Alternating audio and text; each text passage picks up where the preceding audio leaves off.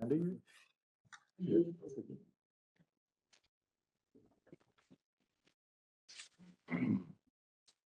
Can you hear us, Dennis?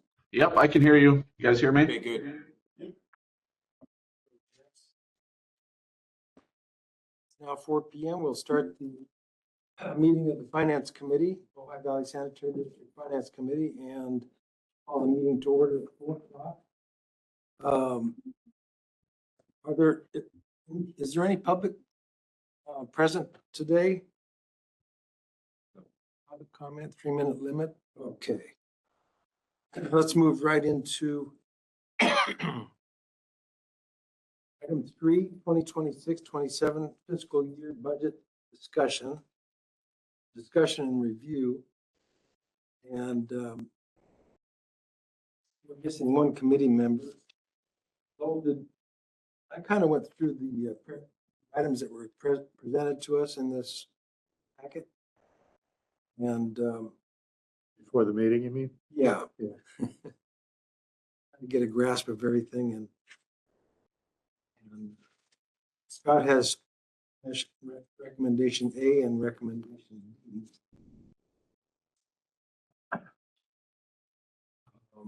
Scott, did you have any points that you wanted to cover? Yeah, I'm happy to. Okay. So first let me start by saying I understand the need and the wants to try to keep rates as low as reasonably possible. And I'm trying to do my best at doing that. That being the case, I am going to be recommending an increase in rates. On a percentage basis, it looks significant, and it is. But at the same time, it's where we are. There's a couple of lines in here that I think are important. One of them, when it comes to regular wages in both the district management, collection system, and treatment plant, we've kept them very, very, very reasonable. One of the largest increases in expenses is for chemicals. Chemicals are now budgeted at $840,000. That is for $899,000. That is for micro C. So that in itself is 7.5% rate increase. Was this a choice we made, or that a result of the redesign that went through? It's a reason. I mean, yeah. So the carbon gets added as a function of the TMDL project, which is a redesign that goes back a decade. And now we're looking at the cost of adding that carbon to get it to run. I honestly don't know that we know everything there is to know about running those TMDL filters at this point. I think we're still in the process of learning. But based off of our consumption of carbon over the last year, how we ran last summer, how we ran through this winter, adding carbon to the oxidation ditches, that's what we got. That's the bottom line. My estimate is it's going to be under $900,000 of chemical. That's total chemicals. That also includes sodium bisulfate, which we use to drive the oxygen content down. And how did that compare to previous year? The year prior was 370,000, and the year prior to that was 252,000. So it's a $500,000 increase from last year. Okay. We didn't have this plant 4 years ago running, and now we do. But does anybody remember what we forecasted for chemical increase due to the plant? Remember? Do you have any member? I don't remember the. I don't remember. That was, I don't remember that stood out as an item. I don't remember that chemicals stood out as an item that was going to be scrutinized more than any other. Because of the addition of. Yeah. Fundamentally, what we're doing is we're increasing chemicals because of inflation and because of that plant. Yes, I mean, So that's what I would like to know. How much did, when we built the thing, what were they telling us the chemical usage would be versus what it now is? I mean, if it is, it is. I don't see how you can necessarily back away from it, but it irritates me that the engineers don't get this stuff right. They put these kind of designs in front of us. Anyway, we can look that up. To me, it's not it stood out as an increase, an aberrant, what do they call it, an outlier? But I figured it was because of the plant. And there's, as you say, there's not a lot you can do. That's what we have to do to keep the thing running at the limits that we want to be at. So yeah, there's that. And the other thing that is, that's different this year than last year is that I have budgeted to add transfers to the treatment plant reserve, to the collection system replacement reserve, to the equipment reserve, to the vehicle reserve, and to the building reserve, all in the amounts that I'm expecting to spend next year. So as opposed to floating off of those reserves next year, I'm proposing that whatever we go to spend accordingly, that it come from revenue, that it does not come from savings. So there would be, we would need to have it as revenue and transport from revenue into those reserves. The end result is going to be that the reserves don't grow, but they also don't decline. And if you were to flop over, I have a discussion on reserve total be at the end of next year if you do that plan. It would be stable.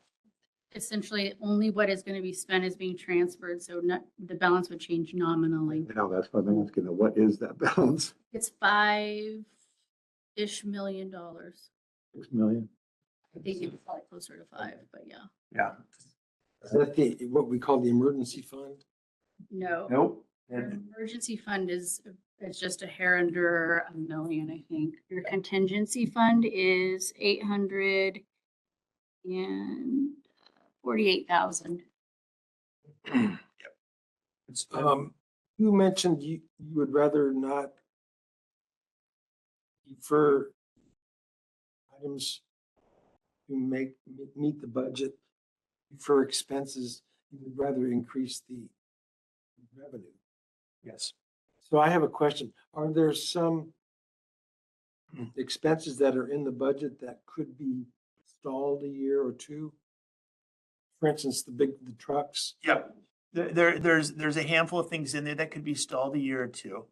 That make $1 or more per ratepayers difference per month? I don't think so. And the reason I say that is I've ran a pretty deep analysis. I'll be presenting to either back to the finance committee or to the whole board. Bottom line is if you go look at when this system, the OVSD system, was constructed, which was predominantly between 1963 and 1968, and you look at the life expectancy of the types of pipes that were used, whether it's vitrified clay pipe at 75 to 80 years, if it's the techite pipe or the ACP, which is less than that. If you do the analysis, the bottom line is by 2041, there's an $80 million rehabilitation bill coming due. And that's based on either doing a CIPP lining of larger diameter pipes or, for all practical purposes, a parallel replacement of the smaller 6-inch pipes, which we wouldn't install in today's day and age. I have the numbers on that. You're looking at $15.25 a linear foot diameter inch to CIPP. That's design construction. You're looking at $400 a linear foot. So you're going to 8-inch? To take 6-inch and turn it into 8-inch, you're looking at about $400 to design and construct. Is that open cutting? It's going to be, it's kind of it could be, and it also could be a pipe bursting. I don't know that you're going to get that much of a difference when you go to design it. But my point is that's $80 million by 2041. You do the math on that, that's $5 million a year. So deferring $100,000 truck a year or two when we have $5 million, you're gonna have 16 years at $4 to $5 million bucks, somewhere between 15 and 20 years at $4 to $5 million a year. So this goes beyond a annual budget. You have to have. This is gonna be a long-term 5-year CIP, which is gonna be multiple CIPs that get looked at. But I guess my point going back to the truck is, can we defer it? Yes. Is it going to make a difference? Probably not when you have $80 million looming in 15 years. That's kind of there's a few things that we can shave off here and there, but Yeah, the engineering printer and the audio vision. Yes. This seems to work fine to me, but what I think might be helpful for the list that you presented us, the discussion list, is to prioritize them with a 1 to 10. okay. Something that shows, when this goes to the full board, what your thought is as far as 1 to 10, what's the importance of that item on your list? What do you think, Lowell? Something like that? Give it a priority number or something? I think a lot of things. I think that's a good idea. Because one thing that Andy started to go down is what can we defer? What can we trim out? What can we just simply not do? My general comment is I'm not going to vote for a 30% raise. It doesn't matter how you justify it. So, but the question then is, how do we go through the basic budget, just the expense part, the $10 million we spend every year on operations? And like you say, we might be able to trim 200,000 of that. Maybe not, because of may still end up as a net positive. That doesn't, that raise, that presents 3%. But the capital program, which I think is what we're talking about now. We've got in this document, you have a whole list of projects. No timing associated with them, no risk analysis, Oh, yeah, that's what I was getting at, Scott. no prioritization, which is Give it kind a of what weighted you're saying. value. It's just a way to prioritize stuff, no, and timing. I mean, we have all these things in the budget. Are we really going to do them? Not. Anyway, my view, the capital budget and expenditure plan for capital has always been the weakest this district's budgeting process. Almost pathetic compared to what we used to do in the oil business, but these kind of things that Randy's suggesting, I think would go a long ways to help get some context around numbers, why we need to spend them, why we need to spend them now. What would the expenditure plan really look like? How does that tie into the next year and the year after that? Because what you've just said is you're trying to budget for something that's 2040, you said that's 15 years from now. So, you just need to have some idea of what we're really trying to do here. Now, the elephant in the room, though, is these fines being faced with. Dennis? Yeah, I don't think this is the forum to talk I about. think it's a perfect forum to talk Well, about. that would be up to legal counsel. What? You're free to talk about the fines. I do think we want to keep the details of our negotiations, however, confidential, as we've been discussing those in closed session. But there's, it's a public record that we do have this issue that's out there and looming. So along those lines, is it safe to say we are negotiating still on those fines? Yes. Okay. Then I won't go any further with that. Anyway, I think this raise represents about, near as I can tell, it's about $600 or $700.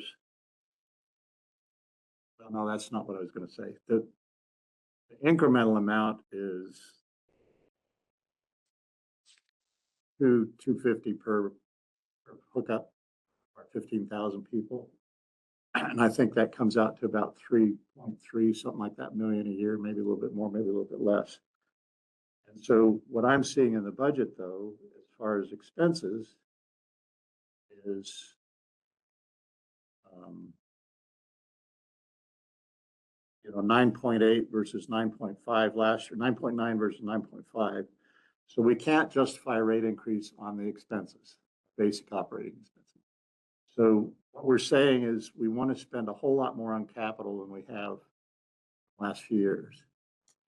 Yes, and From where I sit, it seems to me like we're moving and spending capital as fast as we can.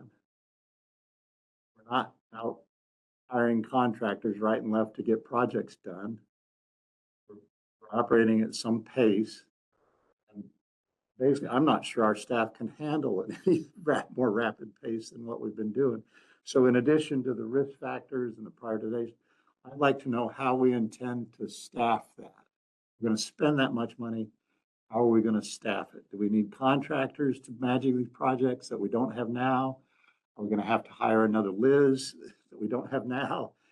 Because you can make a budget that has all kinds of money in it, but can you really spend it I'm in a year? So, happy to weigh that in a little bit. So last year, the treatment plant replacement reserve, we did not make any transfers into that. We spent the money from it and we did the work from it.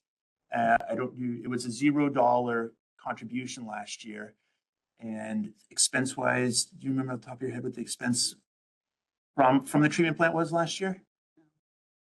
But so this year it's proposed at 720, and I'm quite sure that we spent at least 720 out of the treatment plant last year with doing the fine screen improvements and the roofing projects. The collection system last year, we contributed 289,000. We spent over $1 million for the CIPP. This year, I'm recommending 1.7. So there was some more increase dollar-wise in that, but the workload increase is nominal because, again, last year it came from the reserve. So the work is about the same. It's the contribution to the money is what's different. Equipment replacement reserve is substantial this year, but there's not a whole lot of time and effort for us on that. The building reserve, we had a $0 contribution to that last year. I'm recommending a $330,000 contribution to it this year. That $330,000 is broken down here somewhat. It's $105,000. That's the 1/30 of, for all practical purposes, we have $3 million of buildings. I figure if they have a 30-year life expectancy, if you were to put money in reserve, that'd be $105,000. So 1/30 of that $3 million. And I am expecting about $225,000 of work that we're going to do for the ADA access per the design. So that's a real number that's coming into there. That work's already, frankly, that work's done. We just need to do construction on it. anyway, Yeah, I see your point. obviously, but I just need some sort of a summary document that, Sure. that there's all these different line items, different projects, all that stuff, but there's no, I can't get a picture of anything out of this other than, we've got projects and they're going to cost money. I think the director might be interested to know which of the improvements are going to lead to less risk, as far as the still viable offense. Yeah. The way to characterize that, and one way to characterize that is what's the probability of occurrence? What's the consequence? You make some sort of plot plan. It's got a low probability. It really close the district down. That plot's here. If it has a very high probability, but almost no consequence, it plots somewhere else. And from that, you get all of them up there and you can figure out, okay, well, clearly the ones that have high probability, high consequence are the ones you want to work on. And we just have no sense of that. It's been presented. Not whatsoever. And so, in addition to the timing, when would we actually do this? that would be extremely helpful on the capital side, just to get a feel for that. And one other thing, you mentioned that you wanted to keep the reserve stable at 6 million, whatever it was. What is the reason, what's the logic behind that? Well- Why would you not be willing to take it down 2 million, for instance? Yeah, I think the answer is when I went back and looked at the 2023 SSO, if that expense that we incurred there in January of 2023 was $5.6 million. Adjusted for inflation today, that's going to put you at $6.5 million. So if that exact same event happened today and you didn't have 6.5, or we didn't have $6.5 million in discretionary funds to let, we're done. That would be it. And so the answer is that's how I got to that. And it's nothing more than the one data point that I have was the 2023 SSO. That makes sense. You just want to reserve emergency, not a rainy day, but a really stormy day reserve. Yes. Right. And it's one data point. That makes some sense to me. I can understand that. What is the likelihood of getting money back from the state of California since it's been promised to us? Are you talking about the FEMA, yeah. FEMA's not state, that's federal, Oh, right? that's federal, sorry. Is there any indication that money is forthcoming? No, there's no indication. Done our part. Yeah, We we- continue to do our part, but We do our part, we press on them. I mean, if you were to ask my opinion, in dollars, we will get it. In constructible assets, we will not, right? Meaning that it's going to take, whether it's another 8 months or 4 years, you'll probably get the money that they have vowed to get. Let's also not forget that there's still some that they haven't vowed to give us. So that's also on the table. So we may get a haircut on what we've asked versus what they vowed. And I think by the time you get it, if you get 70% of constructability, like of assets, I would consider it a win. And we get the money in 2023 value. You get the money in 2020, yeah, in dollars. So you're gonna get the dollars, but they're gonna buy less. There's, So it's, I've been cautioned about talking about these potential fines, but they tie into this budget. Whatever negotiations you end up with will affect your capital budget. It won't affect your expense budget, it will affect your capital budget. Once it's just an outright money for no apparent reason, fine. So it seems to me, put together the capital side of the budget, you really have to know the outcome of the negotiations. Dennis, do you have any idea of timeline as to when we might finalize what the final number is going to be? Yeah, I'd really have to defer to Robert on that since he's been the one handling the negotiations with them. But yeah, these things tend to drag out, and I don't know when we're going to have real clarity on that. I can check in Certainly with Robert though and try to get some better idea for you guys. I think it's safe to say not before the end of April, though. Yeah, that's safe. I think our budget schedule is such that we have to finalize a budget sometime around the end of April to be able to submit a rate increase notification. All that to be done. So that throws another wrinkle in it. I don't want to get in the position where we commit to capital funds for these projects, and then it turns out due to negotiation, we have to spend money on those projects. Different set.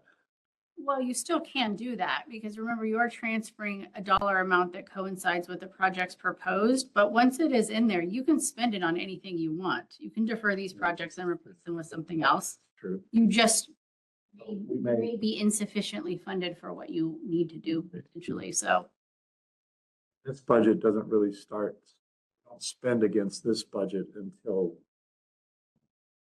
July or August, right? July 1. We've got a couple months, July 1st. So there's a few months in there. So for, Okay, well, like I say, I'm comfortable with the expense increases that you've shown.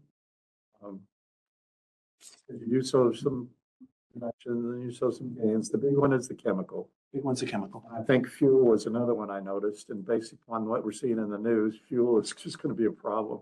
I mean, I'm paying more every day for gas than 2 weeks ago, so I certainly can understand those, and I would be willing to support rate increase of a minimum that would cover the expense increase. The capital side of it is the bulk of your 30%, maybe a little less than 30%. I really want to see some more data on really trying to do when, how, why, before I would be willing to go for that much of an increase. yeah, so I think what down to for our committee here today is just to get a feel for the importance of each of these items that you've listed for capital improvements. So the board can talk about weighted value of each that you have listed here. Chemicals, we can't avoid that in the gasoline, we can't avoid that increase. Yeah, fuel, those two for sure, and I'm sure insurance increases and things like that, we can't really do much about. I'm sure district board was stupid in giving a 30% raise to everybody. I've said that before in public, and so our labor costs have gone up, and I made the motion. we're not gonna do that again, but we'll probably do, inflation adjustments, so those you can't really avoid. So again, I don't have a problem with your expense forecast. Just. Well, did you have, with regard to the two recommendations? There was 2 levels of increases. Scott was recommending, and I right away went to the lower one. Scott was promoting that we get in line with Ventura. I don't give a flip about what Ventura's doing. Well, I know, We're a separate I felt district. this, I Why kind of not felt compare ourselves to Susanville, which is, that's more comparable to our size. So I don't, every district has its own problems, their own history of maintenance, their own fines, their own disasters. And so I don't put, it's interesting to know, but I don't put much stock in, I'm going to make my decision because they're doing this. I put no value in that. I want to know what we're doing and why, and base ours accordingly. And if that happens to fall in the range of somebody else, great, but I'm not worried about it. Okay, so question, as far as preliminary budget presentation, generally, you're looking at a draft of the actual budget document itself, but because there are numbers that are unknown, are you fine with presenting the regular O&M portion of that with the executive summary and then the capital project section, so the reserve section, which is generally the last quarter of it, will be finalized once the board decides what reserve contributions they're actually going to make. Would you be fine with that? Because I can't finalize the budget document having that portion of the expenses unknown. It's just that just so you know, you're not going to see exactly what it is that you're going to then have agendized for your study session. Because our first meeting is the 20th, right? Correct. And then the study session is 2 days later. I don't know that, that's only 4 working days from now, I think. I have that wrong. So I don't know that there's a lot of time to really refine the capital stuff in that short of a time or not. But, My understanding that the list of items for the collection system is priority based, so that Priority based, yeah. is already at the top of the list. As far as Right. Risk / But reward. it's not primarily based with all. Not listing the rest of the projects, no. But we need to know all our capital projects, which ones are the ones we really need to do. When, why. It'll still be this list, but yes, we can make the list longer. This won't be longer than what he's already given us. It'll just. No, but if you want to see all the capital projects. No, I want to see the ones he's proposing. Yes, At least there's ones that you think have a higher priority than what's on this list. I'm assuming. Not, I would have put those on. You wouldn't just randomly, "Oh, I'm gonna ignore that one." No, these are the these These are the are ones you want to do next. the ones that I think are Want to see is, okay, important to do. Yes. you know you want to do all those, but Allison had a question about how to move forward with presentation at the study session, right? It's at yeah, on the 20th is when you would normally see the entire budget document in preliminary form, but without knowing exactly what it is that you want to contribute, I'd be preparing the last third of the document to potentially just redo the last third of the document. But I can certainly prepare most of the document. When you say prepared to contribute, are you talking about the rate that we're willing to? Well, that's a different section where we show the balancing. So that won't be done either, but we can certainly show you all of the O&M expenses. You'll get the first half of the narratives and that. It's just the last third of the budget document requires all of the numbers to be known. And then there's a section specifically for the reserves. And those would be an unknown, so I can't draft anything for both either. I think I hear what you're saying, and I don't think we have much choice because we put you in a difficult situation by not settling anything on the capital. So having only the expense, as you say, the first 2/3 of the thing, that's fine with me. But I think we also maybe ought to think about back coming from the far end. We have to have whatever rate proposal, whatever rate increase proposal we have to somebody by some date. Yes, no, you'll see the actual number in some form. It just won't be in the actual budget document. So essentially you'll see what revenue it generates with X amount of a rating. You'll see what's being proposed as a contribution, very similar to what you're seeing here. It just won't be transferred into the actual budget document for the sake of time. And That's what I was asking. When is the date that we have to have this finalized to submit to the county or whoever it is for? you formally adopt the budget on the 27th. So the 20th, you'll see the preliminary information. Generally speaking, you should have small changes, if any, or because your study session is on the 22nd.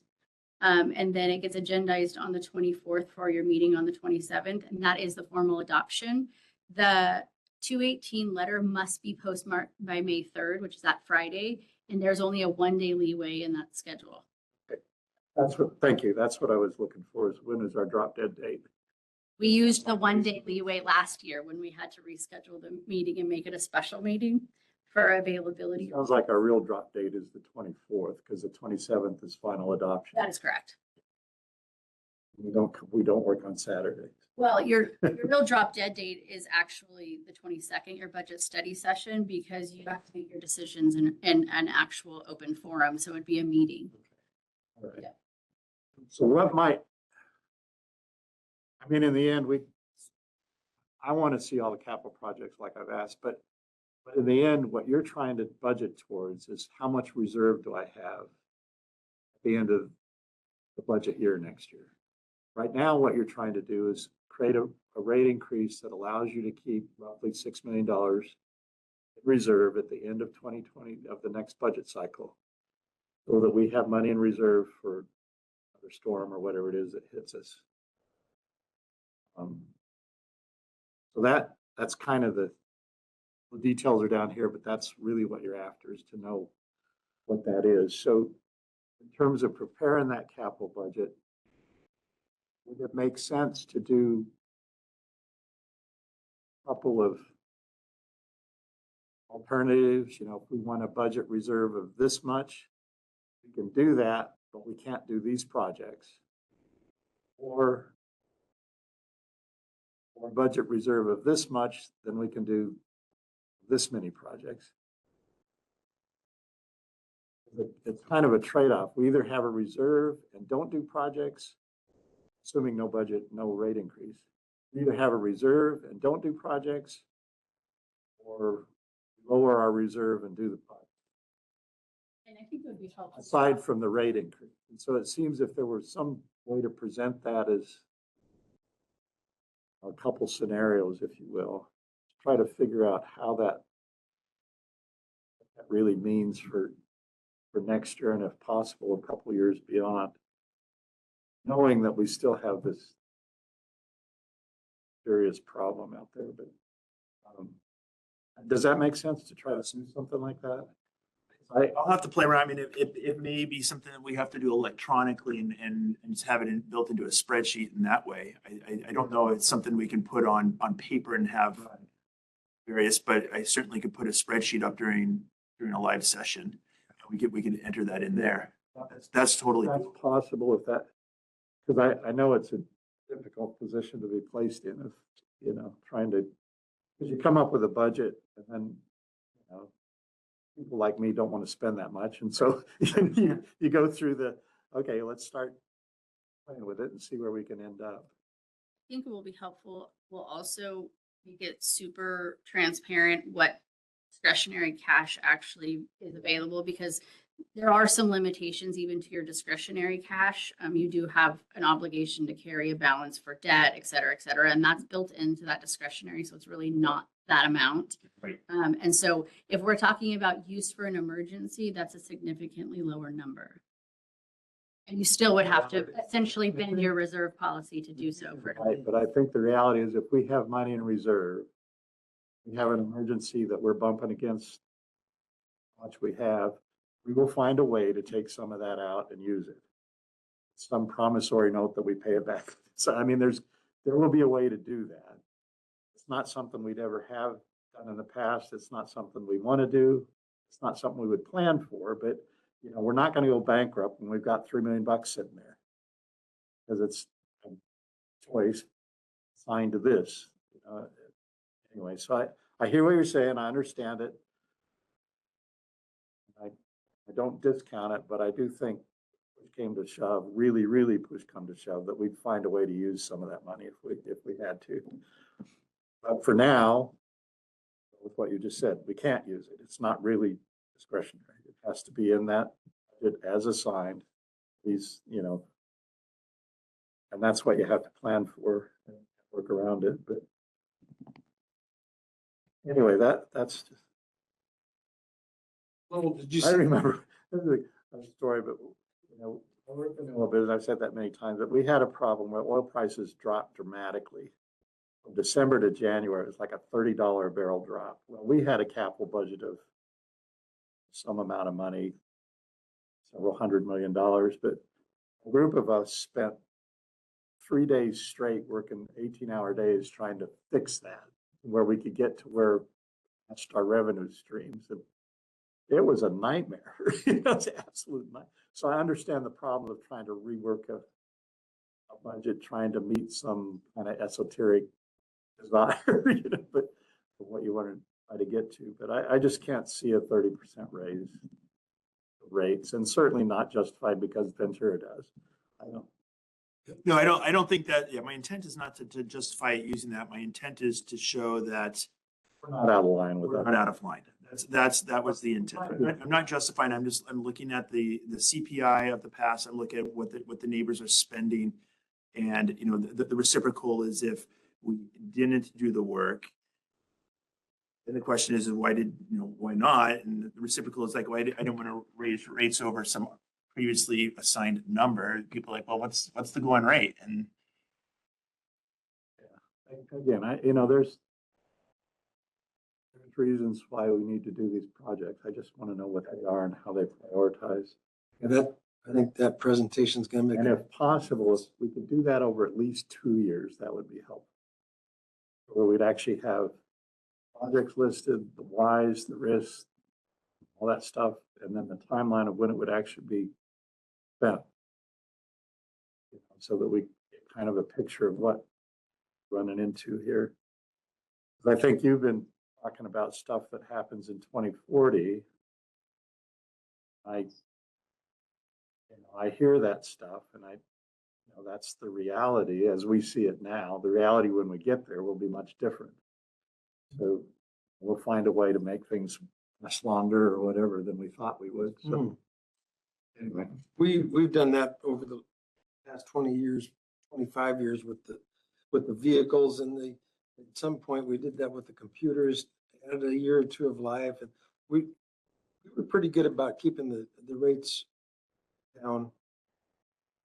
This 2023 event, Threw a big wrench in yeah, everything. really kind of shined a light on areas of risk. Like I was talking to Scott on the phone about us being near the river. It's just a major cause of Well, concern. and we can't do anything about it. You know, Because for my house, my river, I would put concrete along there. We can't do that. You know, we can't do that. The state won't let us, the Army Corps of Engineers won't let us. Nobody'd let it, EPA wouldn't let us do it, you know. Things that you would do in your own yard, you can't do the public entity. So that kind of risk we have to plan for, but it could be mitigated. It's just we're not allowed to do it in many cases. So we're meeting a week from today, correct? 20th. And what areas today's discussion that we still need to touch on and clarify, talk about? Well, I was just, as we were going through that, maybe I could give a minute or two to run the projects past you all. And you can kind of give me like, this isn't even close, or I see where you're going on it. So you have time for that? Yeah. All right, so the first one on here was a survey and design for an alternative pipeline along the Ventura River. So it's a section where the district has a 14-inch ACP line. It's along the river. It's on the western shore of the Ventura River. At one point, the riverbank was 100, 125 feet away from the line. Over the last year and a half, the riverbank has receded. We're about 25 feet away from the line. Seems like it's gonna get. I don't know what it's going to do, but what I would like to do is find a solution. And what this $150,000 is to do a survey and an engineering design to see, can we get that line up out of that alignment and perhaps put the line in Burnham Road. In doing so, it'd do two things. One, it would get the pipe out of the off the edge of the river, and it would also give us a possibility of picking up Burnham Road and that. So I think there's a win-win there. And again, it's not a construction project. This is a design, survey and design project that's going to need to precede anything. Think of that one, Lowell. So Well, you my actually, first thought is, why don't we go to the LA district and say, why don't you guys shore up the riverbank so it quits eroding? So we don't have another spill that you're gonna fine us for. That'll go a long ways. But otherwise, I'm fine, you know, we know it's eroding, we know what's happened in the past. so You that know, whether it should be 150,000 or something else, I can't have any opinion about, but you know, we know that bank is eroding, so likely it's going to continue. So we have to do something. And so Scott, I don't have a problem with that one. you seem to have prioritized this somewhat. They're each prioritized within their groups. So the collection systems are prioritized from the most important to what I would consider the least necessity, perhaps would be a good way of saying it. But like but number one of the collection system may or may not be more important than number one of equipment. I see, okay. But we need maybe how would you like to see him? In order of priority, rather, no matter what part of the system they belong to? In other words, put Yeah, number. that's what I would like. Just so that I know, because again, we're trying to, my view, perhaps mistaken, is we're trying to budget towards what's our final reserve at the end of next year. And so each of these projects will affect how much is in that reserve Maybe if they're not offset by rate increases. put them in an overall order of priority as far as imminent danger. The number two collection system project is a CIPP project. It's a 1,800 linear feet of Techite pipe. The Techite pipe is of concern for me for a couple of reasons. Number one is it's a very thin walled pipe. It's relatively brittle and fragile. When it breaks catastrophically. My other concern is it was installed by the Army Corps of Engineers. in the 1969 floods when that section of the trunk line washed out. So there's a precedence for all of the techite pipe that it's perhaps in a vulnerable location. You say it's on the bike path, right? Under the, Yeah, it's along, under, but beside the bike path. So there used to be railroad there. Did they put that in? So the techite all went in the floods of 69. All the techite the district owns was provided by the Army Corps. 68 or 69 floods, is that what it was? I think. So when I moved here in 77, there were still railroad tracks along there. I'm trying to understand. How they got that pipe in there. And the railroad track's been there the whole time. I don't know. Yeah, I don't know that part. So that's, let me ask a question about that. The first item that you listed is to find a way to move pipe away from a river because the riverbank is eroding. yes. The second project is to replace pipe that was eroded once, It's to put CIPP. it back in the same exact spot. So That's not, now it's not still a risk regardless of what pipe we put there. so it's not to replace it. It's to put a cured pipe inside of it. So it is in essence, to armor that pipe from the inside. We're going to do a CIPP, which is its own standalone pipe inside there. You're basically sleeving it. Yeah, in essence, you're sleeving it from the inside. But 69 type flood could take it all out again. Yes. So we're not going to try to address moving it somewhere altogether. We're just going to leave it exposed with slightly more armor. Well, it's not exposed, but I mean, it's in a riverbank. It's behind rock as it sits. I'm sure some work has been done to it over the years in spots, but the techite pipe in itself is just, frankly, the techite pipe in itself is brittle and That's, fragile. I understand the problem with the pipe itself. I'm just wondering about the location now. Okay. And that's clearly not something we're And that's putting it all together. So I'm estimating that at about a $600,000 project. Next project is really two projects. It's an A and a B. It's a 6-inch to 8-inch local sewer upsizing. One is at Rancho Road through Caltrans or to El Roblar. We've had 2 SSOs in that area already.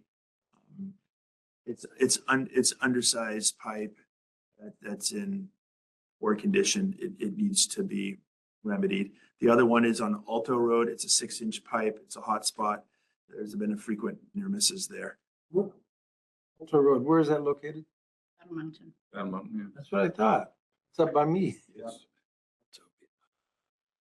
6-inch, man.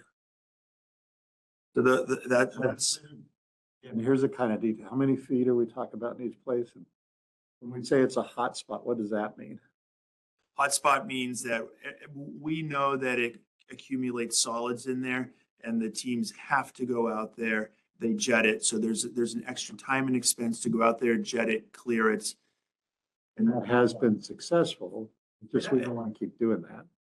It has been successful, but it's not getting better. It's right. Any better? It's We not getting any better. It's to do that periodically. I don't know. every 6 months, whatever it is. So that's one that we could potentially leave off altogether, but it means we're still continuing to expense money on clearing Fix it. So, those are the kind of things I'd want to know. If we're trying to limit a rate increase and limit our potential for spill, which is I understand it's spilled the months before Waterville or something anyway. Yep. But those are the kind of things that, there's alternatives there, one of which we're now doing. And we need to be able to weigh those against each other and decide if that's the best use of $1 million. What it comes down to. And I don't know how much we're spending in expenses every year. I'm assuming it's less than $1 million. But what about the A new $1 million vac truck. choices that you've given us on the treatment? So the first one is for an engineering design. So we have 5 mixers that are at the treatment plant. They're 30 years old. Like much equipment, they've probably had their design life. They've been rebuilt a couple times, but they're going to be due for another rebuild sometime soon. There's a new technology that other treatment plants are using. It's called this big bubble mixers. And that first line item is for an engineering design and study to see, would the big bubble mixers be appropriate for our treatment plant? Is there a cost savings? What's the long-term capital improvement design cost run to use a big bubble mixer as opposed to going in there and replacing the 30-year-old mixers that we have? 30-year-old mixers a problem at this time? Are they looming They're looming. in the near future? They're looming. It's Maybe if you gave us the whole board an idea of expected crisis, when does it become a crisis type? When it breaks. yeah, well, yeah. yes. I mean, that is there's 5 mixers. They're all kind of the same. They do similar parts. They all need to be used, and there is no redundancy. Yeah, and so I mean, we could run it to failure, but then you're going to have a failure on your treatment process, which will result in it's $150,000 to figure out, is there something here for us to do and look at new things, or should we just go and replace them with the old school mixers? I don't know. Next one. So why is it that all of our studies are 150,000? Every single one of them is 100. Yeah, I mean, because it's an estimate. I mean, I didn't go out and bid the projects or get proposals on They it. could be significantly less. Half. Could be significantly less, yeah. That's like you were saying before, it's trivial in the overall sense of things. But anyway, it just looks funny when every single study is 150,000. No, it's an order of magnitude. It's, right. It's not a $25,000 study, and it's not $250,000. I get it. Okay. So in terms of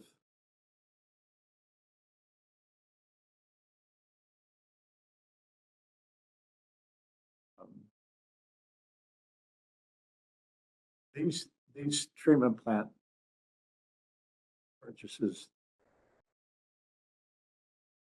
placements, whatever, they have no effect on a potential spill and a fine. Well, they would. Other than if you have to shut the plant down because you have a failure of your mixers. That's, Yeah, if they did that, or I mean, yeah, in and of themselves, no, they're not going to. There's possible it's money spent to see if there's an improvement, and it's money spent to see how to best make your. We know that the mixers are going to. They're not going to last forever. Here's what I was really getting at. It may be that in a given capital budget, every field, every project, every process plant, every manufacturer has projects they want to do for the next 2 weeks. But if we are managing our money, we have a reserve for a catastrophe, or managing our money to prevent catastrophe, then these treatment projects wouldn't rank high on the list. They don't prevent a spill to the creek, they don't prevent a spill to the streets of Ojai.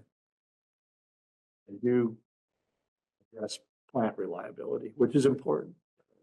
I'm just saying, if you had to do something, the collection system problems would most likely rank higher than the treatment. Not always. Maybe that's why you went with collection system first. That's why I went with collection system first. I think this makes sense. Yeah, it makes sense. I think what he's, The treatment plant it's is also alphabetical. the lesser hierarchy. But you mentioned grinders, and what about the screens here? Rotating bar screen. Are these new? Is this new technology or something that's in place in other? It's something that's in place in other treatment plants. What we do now is we currently grind everything that comes up into our treatment plant. We grind it up with these grinders, and then we send it through a fine screen. So anything that's of decent size, it gets ground up. Problem is those grinders also aren't going to last forever. They're not inexpensive.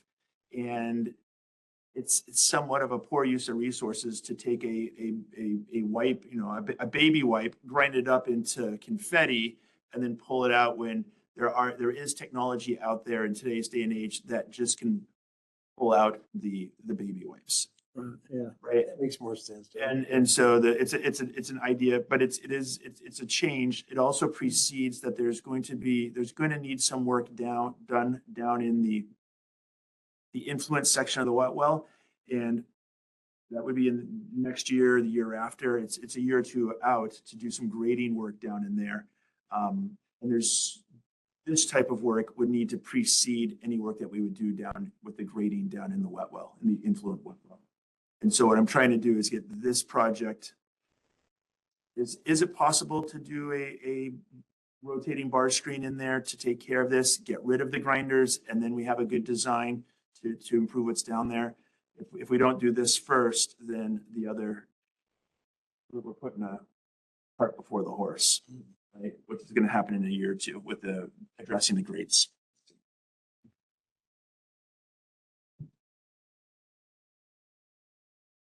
The grit cyclone is a piece of equipment that pulls out a lot of the grit that's in there. It's had its time. I don't know exactly how old it is. 15, 18-ish years. I don't know how it's still running. Right.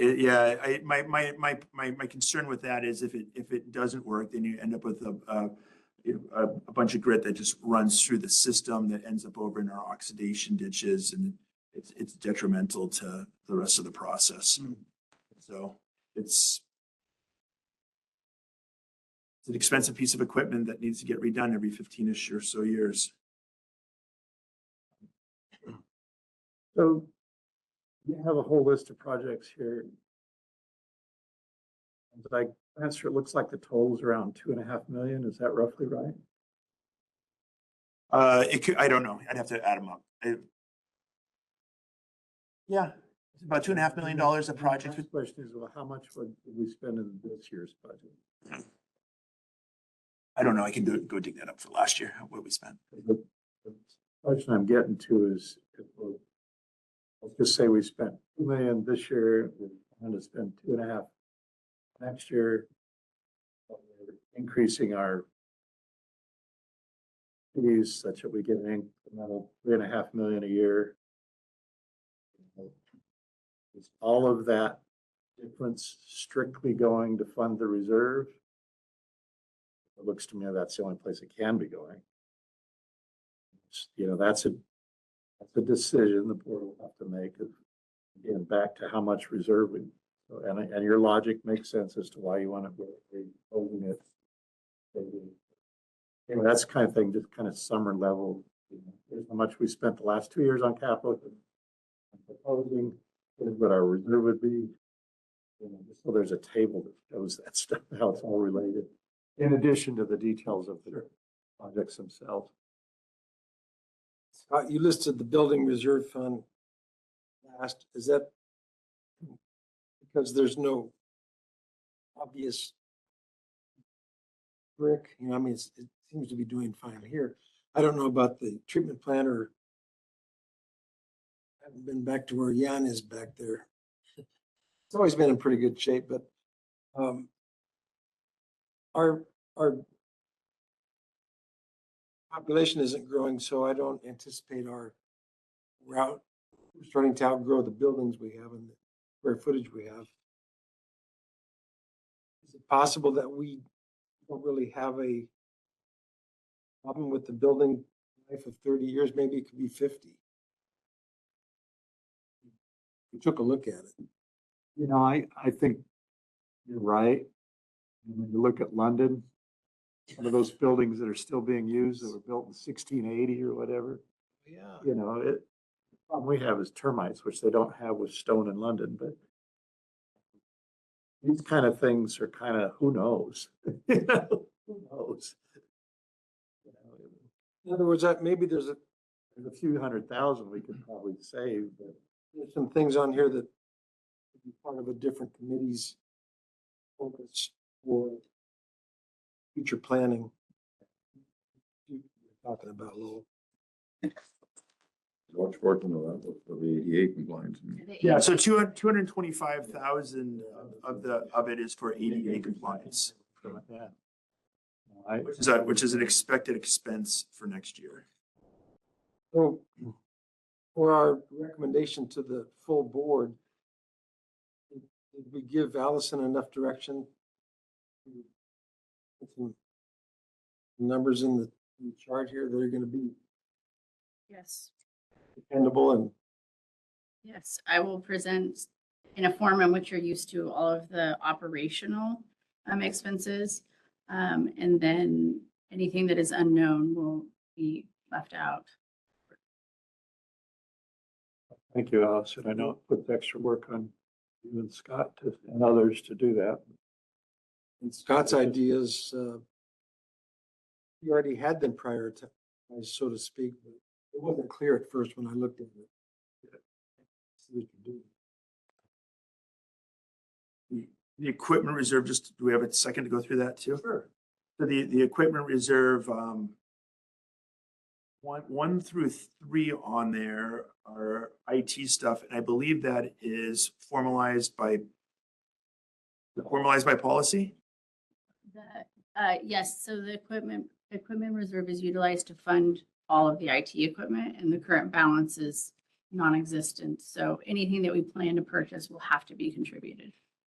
Why do we have to purchase a new audio video upgrade for this room? Because it has exceeded its life expectancy. Do we expect the lights to go out at any moment? No, but computers run for so long. I mean, it's kind of like I think we're obligated to basically host these meetings. And if I don't have equipment that's going to host it, I don't know that we're not in violation of. We postpone the meeting until we get it. Sure, but that's not something that's going to happen overnight, so. Are you saying that there are your limitations in our current system that based on technology and other choices you might have, our equipment starting to show its age? We're getting closer to that. I mean, that it's not showing any failures currently, but I mean, it's, with electronics, it's kind of like it's on or it's off, When it fails, it fails. Oh, yeah. And that's why we have established life expectancy on all this equipment, and I'm not trying to adhere to that so that we're not patching things. We're replacing things on a schedule that we set so that we don't have failures. We're in on We the, don't want our equipment to schedule a shutdown for us, essentially. So we're being proactive and the engineering printer, is that one that prints fan size? It is. We have one now. We have one now, and it's actually, I think it's 3 years beyond life. So Choose wisely. It's pretty time consuming to use. There's technology that would save a lot of staff time. We can't take it to a commercial printer and do that stuff. We don't have one in this area. If we were in Ventura, we would absolutely could use a service, and I'd probably recommend it, to be honest with you, but we don't have one up here. So it's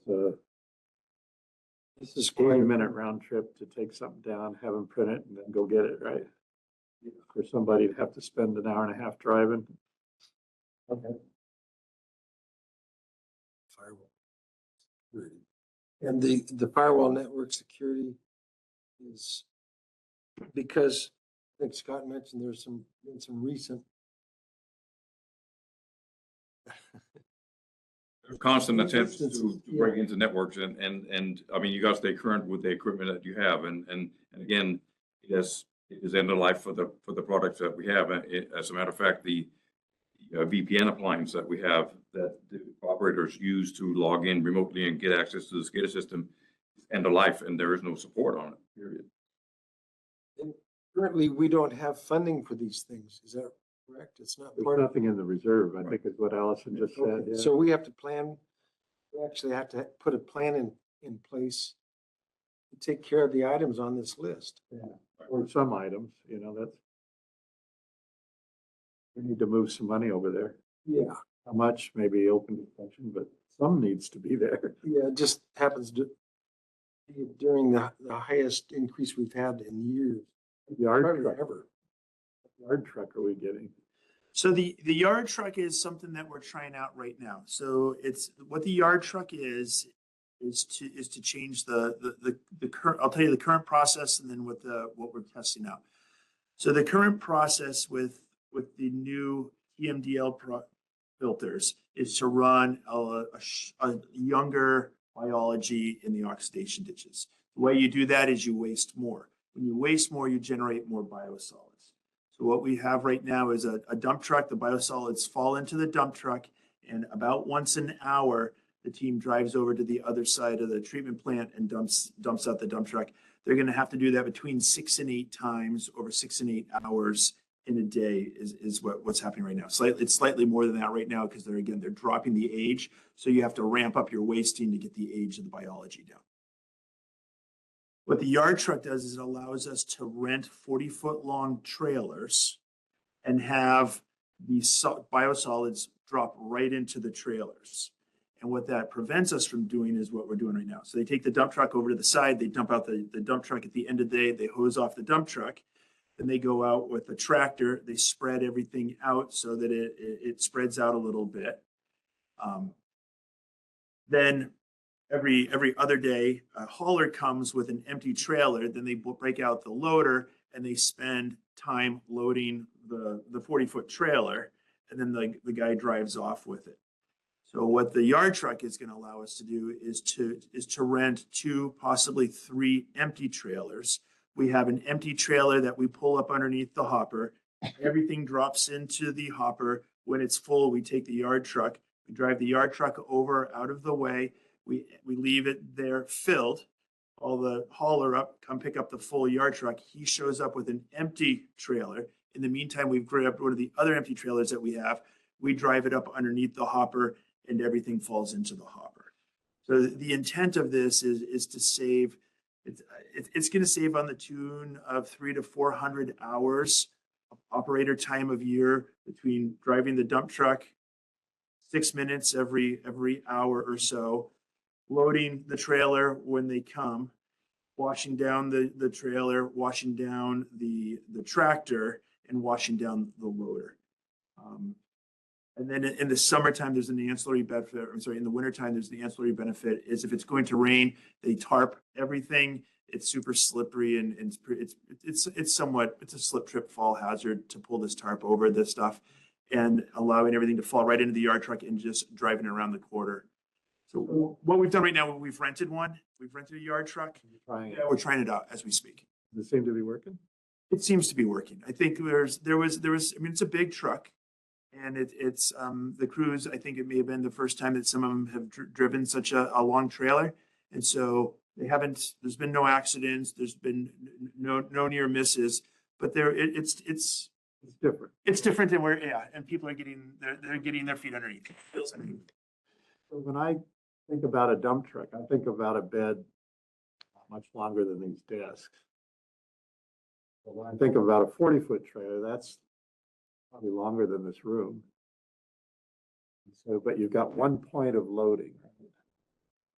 So as this stuff fills, I can get it so that it fills the 40. So they need, Somebody still have to move it every now and then? they move it about twice a day. So then like in the morning and then in the morning first thing and then yes. So the answer is they have to do about between 4 and 6 piles over the course of a day and a half to 2 days. So you got to move it about 10 feet forward. Where I'm going is we've looked into that. We had the failure of the belt filter press last year, where we were able to get some parts and get it remedied. My inclination is that remedy that we have is going to last about 5 years from last year. So I'm planning for 2030 that the belt filter press is probably going to have its day. And where I'm going is there's other technologies to squeeze out water from the biosolids. And as we go through, we may want to have some kind of automated system. So instead of coming it down as it does right now to drop it in, it would spread things out. I've looked into it. It's going to be about somewhere between $150,000 and $300,000 to spread it out. And it would load trailers. The other thing it would allow you to do is it would allow you, if you had a new a press of some sort, whether it's a centrifugal press or a belt filler press, the new technology could be operated remotely. And so what that would allow operators to do is on Saturdays and Sundays, they could start the press remotely before they get there. They could do their rounds. They could wrap up their rounds. They could leave. They could turn it off, or it would turn off automatically. And so I'm envisioning it, but that's a couple of years down the road still. I like the video. Here's where I'm struggling. Right now, in a dump truck, somebody has to move that truck 6 or 7 times a day, 6 to 8 times a day. Now we put a big trailer there. They still have to move the trailer Twice a day. twice a day. So it does save some labor. Well, yeah, you're moving it. Because you're not moving it. You're moving it 10 feet, not half of a mile. Just to come move it fewer times a day, and he doesn't have to move it. He doesn't have to spend as much time there because he's moving it. He doesn't have to hose down the dump truck at the end of the day. He doesn't have to. These people that come and pick up that trailer, where are they coming from? Liberty. Are they involved in our process now? They are in that they haul our solids away. And they're the ones that compost. Hauling solids away, right? Sorry? And they still would be hauling solids away? Them or a competitor. But that part of it doesn't really change. It's just moving the truck versus a trailer. Right. Okay. And There's not really a lot of expense savings. There's a lot of time savings, a fair amount of time savings. which is expense. It's expense and I'm trying to get, everyone working at their highest and best value. Yeah, no, I see what you're doing, and I understand certainly understand the motivation for trying to do that. That makes good sense to me. Scott, let's take a look at the next section here, the next page, which was significant unknowns. You talked about the FEMA reimbursement. There's just no way to know when, if and when that money's coming to us. You haven't heard any more? I haven't heard any more. We're pressing. I've reached out to Representative Carbajal a couple months ago, and it was, really close to when we got the last check cut. But no, I don't have any updates. And then you did talk a little bit about the financial consequences of the overflow, the SSOs that happened in 2023. When those numbers are known, that's going to impact our budget considerably. But I think Allison mentioned that if they allow us to use some of our improvement projects as part of their solution or fine, then we might be able to blame the DN. Right still there. So, yeah, that would be ideal if they would allow us to do that.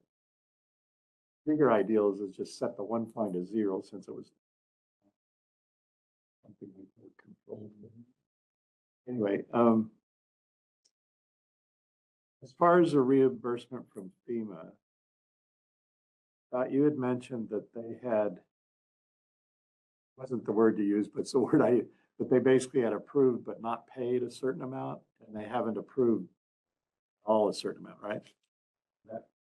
Correct. Yeah. What are the words that FEMA uses? Obligated, when they've obligated means they've completed their review and they essentially are prepared to pay. I believe all of our Liz, can you hear me? She's in the car, I saw her. I believe all of our obligated projects have been paid. I think our 2 large projects are. You there? Do we have any obligated projects right now? Yes, one of the large ones is obligated and one is in review by Cal OES. And we're going back and forth with them on some things that they've requested. So how much is the allocated or the obligated one? Liz, do you know what the amount on the obligated is? That the 1.9? I think one is like 1.88, 1.8 something, and that is Creek Road.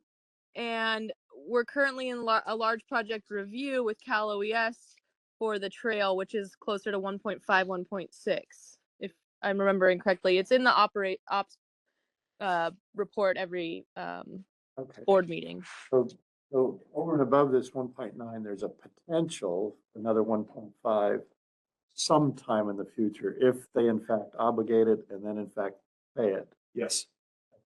So those are the two. Potentially, there's $3.5 million there. Sometime if it's obligated and finally paid. But at least 1.9 of it's been obligated. They just haven't paid it yet. So, okay. So, okay. That's good to know. That's kind of a little bit of money in our pocket, so to speak, in our back pocket, not something we can really use or count on. But at least the potential's there. Okay. And Scott, we did pretty much already discuss the need for reserves and how much based on your $6 million emergency minimum. Well, yeah, I mean, that may be a little, I mean, I'm not advocating for that being the absolute, I mean, what is the exact emergency reserve that the board should have, or the district should have is clearly we need to have an emergency fund. We also need to be able to cover cash flow needs. Right? That both of those are in there. And our operations. It's and then on top of that is, you know, what would be a prudent amount, you know, whether it's days of operation. I think, I mean, if you're asking for a recommendation from me on that, is I think we probably should sit down with the appropriate committee and see if there's if there's something that folks direction, you know, some kind of direction that they would want myself and staff to aim toward. Here's the question I would ask in those committee meetings. So I'll ask it now instead. Right now, the way you've got this set up, you're trying to put together a budget that allows us to do roughly $2.5 million of capital projects and end up the year with about $6 million in reserve.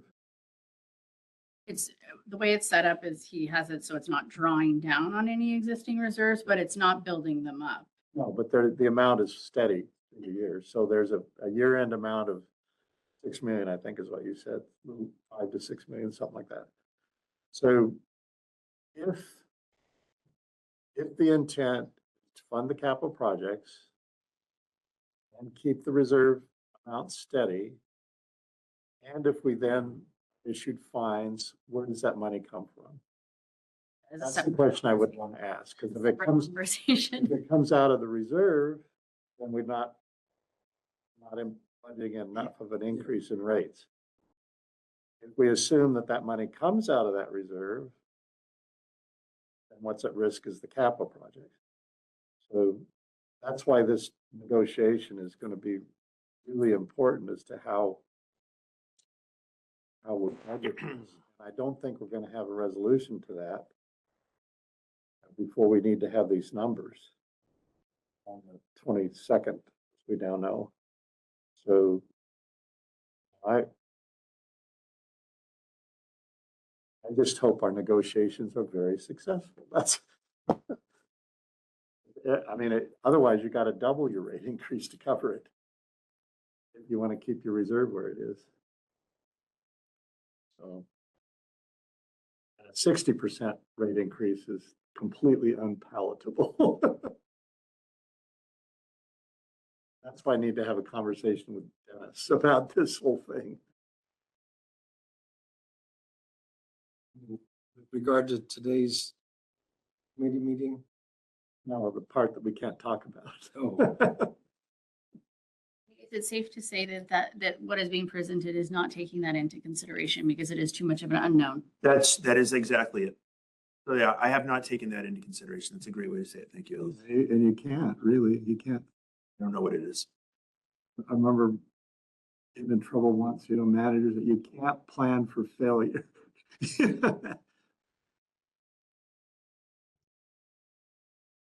or in that case, they were talking about planning for accidents. That was something she did not want us to be doing. Anyway, okay, well, I, think we haven't, given direction on that you need to talk about for session. I think we've gone through, I understand where we're headed. I understand that we'll do the risk analysis, put some timing in there. I'll show that indeed it's work can be accomplished. I'll do a little bit of a comparison so we can see what was spent last year, and I'll make it crystal clear so that folks can see that it came out of reserves. It's not that the work wasn't done, it was that we drove from reserves last And year. I think the comparison with regard to rates by other districts near us is puts our, maybe makes it feel not so bad when we're considering a rate increase. It's helpful. That's my intent. see, and I'm okay with that. I don't base a decision on that, but I mean, it's nice to look at. Maybe it makes somebody feel better in the public. But what I don't want to see necessarily is we're basing our rate increase on need to cover a fine. That coincidentally puts us in the same level of Ventura. I think, what I have seen, I don't know that we're doing all that we can to mitigate fine. If there is, Do we have another, and so I would like to have another closed session and discuss this a bit more, because is there, to me, it's just, Dennis, can we ask you a question? Do we have any, is there enough reason to have another closed session?